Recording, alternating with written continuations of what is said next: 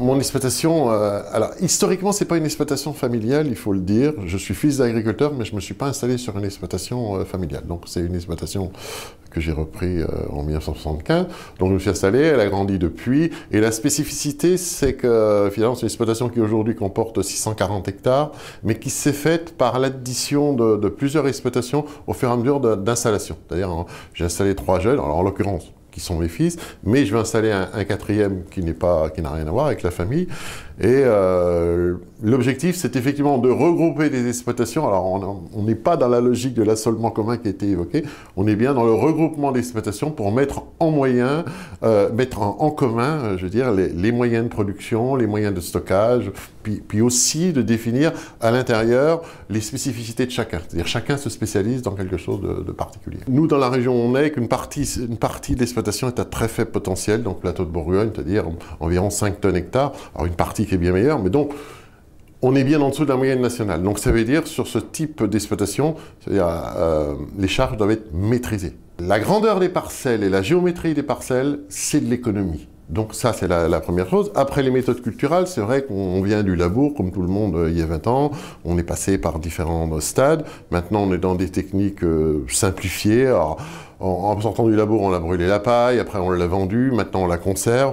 On est dans quelque chose qui est... On a remis l'agronomie, c'est-à-dire c'est à la fois un mélange d'économie, parce qu'il faut être performant, c'est-à-dire, et de l'autre côté, il faut remettre l'agronomie parce qu'on a besoin de tous les quintaux. Parce que déjà, il y a un potentiel limité, on a besoin d'aller chercher tous les quintaux. Hein, parce que c'est on reste toujours par un rendement multiplié par un prix. Pour moi, l'exploitation individuelle, familiale, alors on peut mélanger, on l'a parlé, du capital, la capitalisation, du capital familial, c'est fini.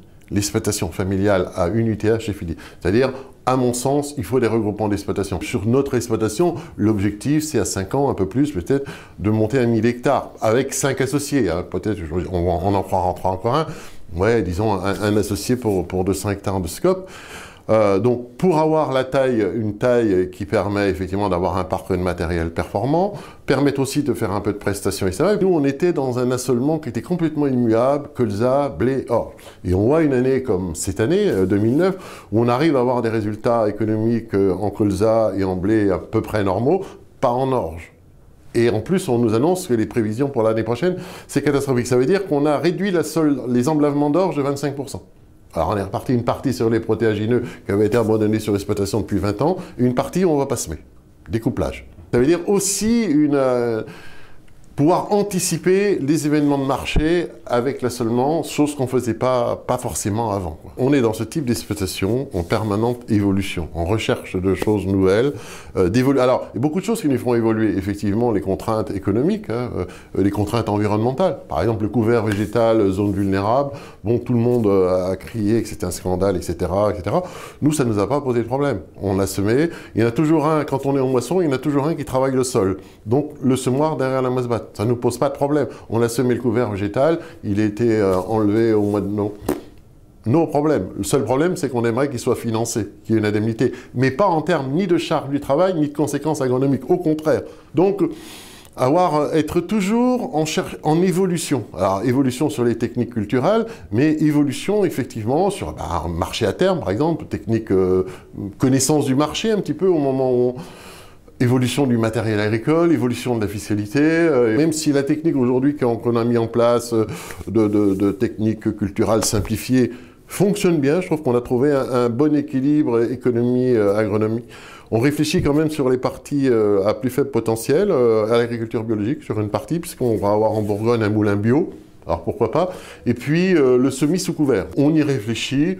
On prendra, on prendra pas, je sais pas, toujours avoir un peu un coup d'avance dans la réflexion. Voilà. L'exploitation agricole telle qu'on l'a connue dans l'après-guerre, les lois Pisani de 60-62, qui étaient un couple sur une exploitation, c'est fini. C'est-à-dire on est bien dans l'entreprise agricole. Alors, l'entreprise agricole avec toutes ses composantes, c'est-à-dire le côté tel que je les ai évoqué, production, commercialisation, côté fiscalité, etc., environnemental. Mais on reste quand même aussi, on a bien vu, avec le problème de la capitalisation.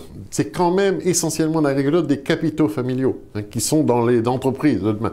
Donc il va falloir quand même de plus en plus pouvoir séparer est rémunéré. Même si c'est du capital familial, il doit être rémunéré. C'est pas le capital familial qui doit servir de variable d'ajustement quand il y a un problème climatique, de marché, etc., comme on le voit sur beaucoup d'exploitations.